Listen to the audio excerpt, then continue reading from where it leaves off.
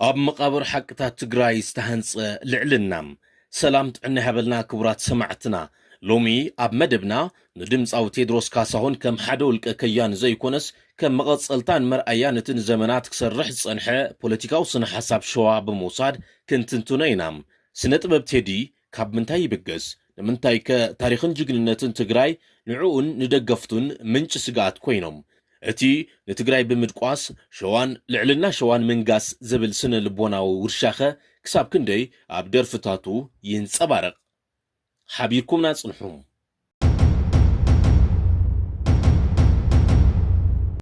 ቴዲ ኣፍሮን ናይ ሸዋ ኣምልኾውን ቴድሮስ ካሳሁን ኣብ ስነ ጥበብ ኢትዮጵያ ዝሓዞ ቦታ ምስቲ ዓባይ ጦብያ ዝብል ናይ ሸዋ ልሂቃን ሕልሚ ዝተኣሳሰረ እዩ። ቴዲ ኣፍሮ ጅግንነት ማለት ዋላ ተራ ሽፍትነት ይኹን ካብ ሸዋ ዝብገስ እንተኾይኑ እኹል መዐቀን እዩ። ኢትዮጵያ ዝብል ካባ ድማ ይድረበሉ። ብመንጽር ዘተሓሳስባ ድማ ንትግራይ ከም መጋበርያ ወይ ከም ዕንቅፋት እምበር ከም ቀንዲ ሓናጺት ዝሃገር ኣይትረአን።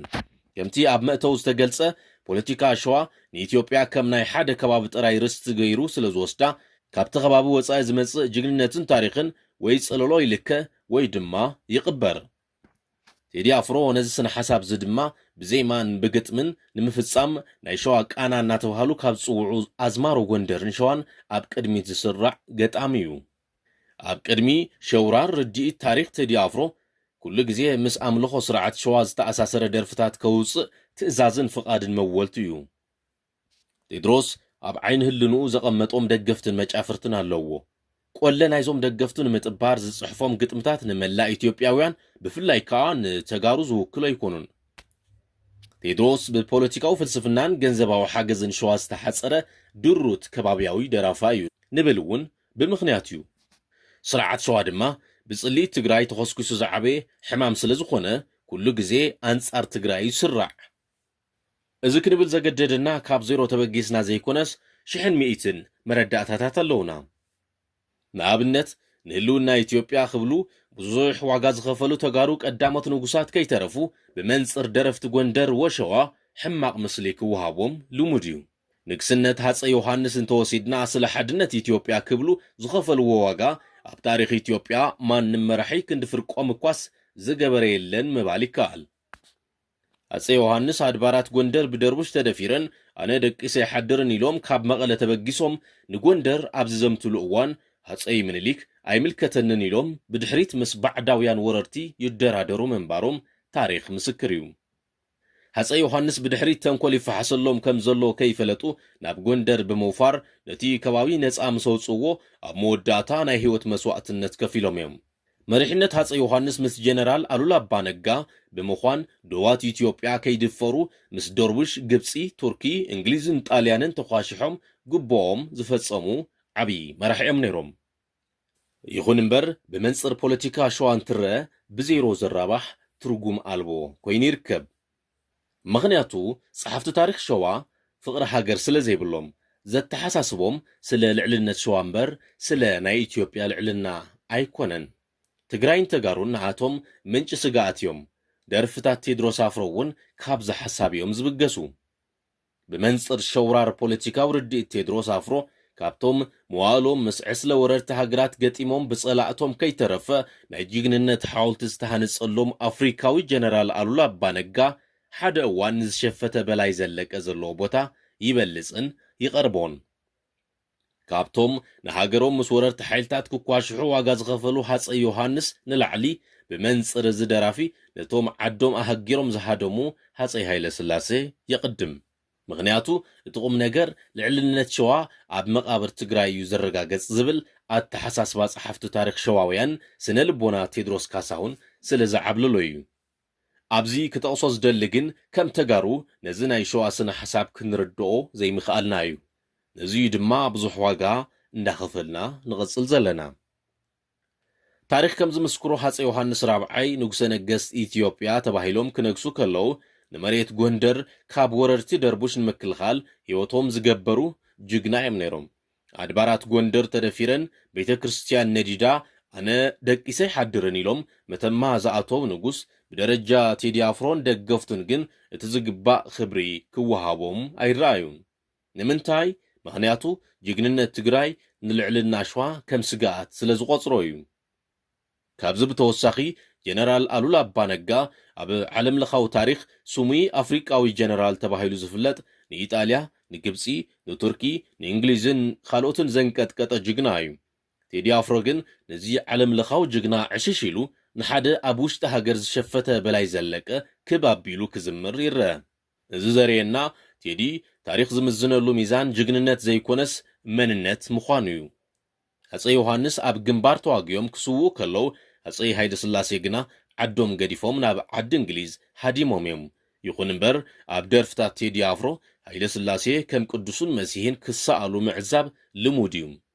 ካብኡ ሓሊፉ ሃፀይ ዮሃንስ ኣብ ከበድቲ ዓውደ ውግኣት ጉንደት፣ ጉራዕ፣ ኳዕቲትን ደጎሊን ኣንጻር ወረርቲ ሓይልታት ዘመዝገብዎ መስተንክራዊ ዓወት ኣብ ታሪክ ጸለምቲ ህዝብታት ብቐዳምነቱን ብስፍሓቱን መወዳደርቲ ዘይርከቦ እኳ እንተኾነ ናይ ተጋሩ ጥራይ ታሪክ ስለ ዝኾነ ብጸሓፍቲ ታሪክ ሸዋ ክሃስስ ተገይሩሎ።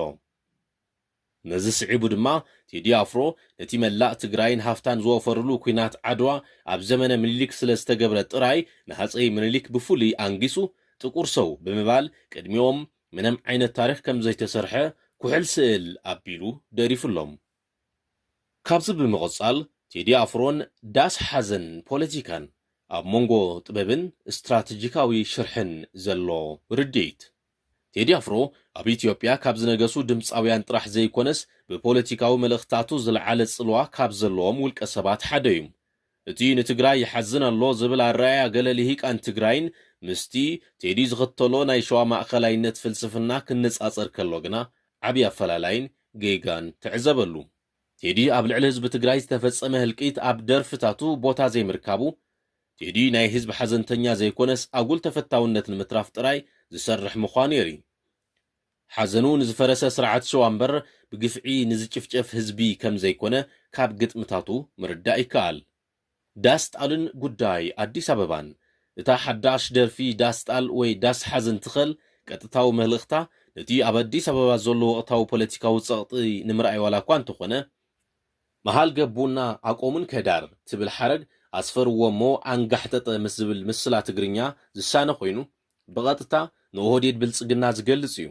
ቀጥታዊ ትርጉሙ ብስም ልምዓት ኮሪደር ነባር ነባሪ ከተማ ኣዲስ ኣበባ ዝኾነ ህዝቢ ሸዋ ካብ ማእኸል ከተማ ክወፅእ ተገይሩ ዝብል ክኸውን ከሎ ወርቁ ድማ ናይ ሸዋ ምሓራ ፖለቲካ ህወሓት ኢህወደግ ኣብ ምፍራስ ዓብዪ ግደ ተጻዊቱ እንዳሃለወ ካብ ማእኸላይ ስልጣን ተደፊእና ዝብል መልእኽቲ ዘለዎ እዩ። እዚ ግጥሚ እዚ ነቲ ናይ ቀደም ወያነ መጺኦም ወሪሮምና ዝብል ናይ ሸዋ ልሂቃን ቃና ሕጂ ድማ ናብቲ ኦሮሞማ ዝብልዎ ሓድሽ ሓይሊ ኣዚርዎ ይርከብ። ክቡራት ሰማዕትና እቲ ዝዓበየ ሕማም ፖለቲካ ሸዋ ትግራይ እንተበሪኻ ሸዋ እትጠፍእ ኮይኑ ስለ ስምዖም እዩ።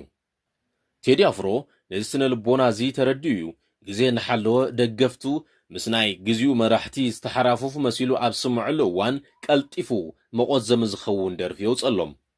ቴዲ አፍሮ ንድምፂ ተጋሩ ከም ወራሪ ወይ ከም መንግስቲ ዘፍረሱ ገይሩ ብምቕራብ ነቲ ሕዚ ዘሎ ጽልእ ባይታ ዘጣጥሐ ከያኒ እዩ። እዚ ድማ ስነ ጥበብ ንፖለቲካዊ ዕንወት ክጥቀመሉ ከሎ ዘርኢ ሕማቕ ኣብነት እዩ። እዚ ከምዚ ኢሉ እንከሎ ንሕና ከም ተጋሩ ነዚ ዝተሓላለኸ ናይ ሸዋ ስነ ሓሳብ ብግቡእ ክንርድኦ ዘይምኽኣልና እዩ። ቴዲ አፍሮ ንኢትዮጵያ እዩ ዝዝምር ኢልና ብየዋህነት ክንሪኦ ከለና ንሱ ግን ነቲ ንትግራይ ዘጽንት ስነ ልቦና ክሃንጽ እዩ ጸኒሑ። ብዙሕ ዋጋ ዝኸፈልናሉ ሓደ ምኽንያት ንጸላእትና ብስነ ጥበብን ብባህልን ክወሩና ከለው ጥበብ እዩ ኢልና ቦታ ስለ ዘይሃብናዮ እዩ። ፖለቲካ ሸዋ ንትግራይ ከም ምንጭ ስጋኣት እዩ ዝርያ። ስለዚ ዝኾነ ጅግንነት ትግራይ ኣብ መዝገብ ታሪክ ቴዲ አፍሮን መሰላቱን ቦታ የብሎሙን። ቴዲ አፍሮን ጸረ ተጋሩ ፖለቲካን ቴዲ አፍሮ ካብ ያስተሰርያል ጀሚሩ ክሳብ ሕጂ ንተጋሩ ከም ጸላእትታ ንሱ ዝምንያ ሓንቲ ኢትዮጵያ ገይሩ ይዝርዮም። ብ17 መርፌ ዝብል ሓረግ እዚ ሓረግ እዚ ንቓልሲ ተጋደልቲ ዘቆናጽብን ከም ድሑራት ዝስእልን ብምንባሩ ኣብ ልቢ ተጋሩ ዓብዪ በሰላ ገዲፉ ይርከብ። ካብዚ ብተወሳኺ ልሂቃን ሸዋ መሬት ትግራይ ንምውራር ዘለዎም ባህጊ ንምርኣዩ ድማ እቲ ዳህላክላይ ልስራ ቤቴ ዝብል ደርፉ ምስቲ ወልቃይት ሑመራ ቢልካ ናብ ኤርትራ ዝግበር መስመር ዝተኣሳሰርን ንመሬት ትግራይ ንምቑራስ ዝነበረ ሕልሚ ዘንጸባርቕን ተገይሩ ይውሰድ።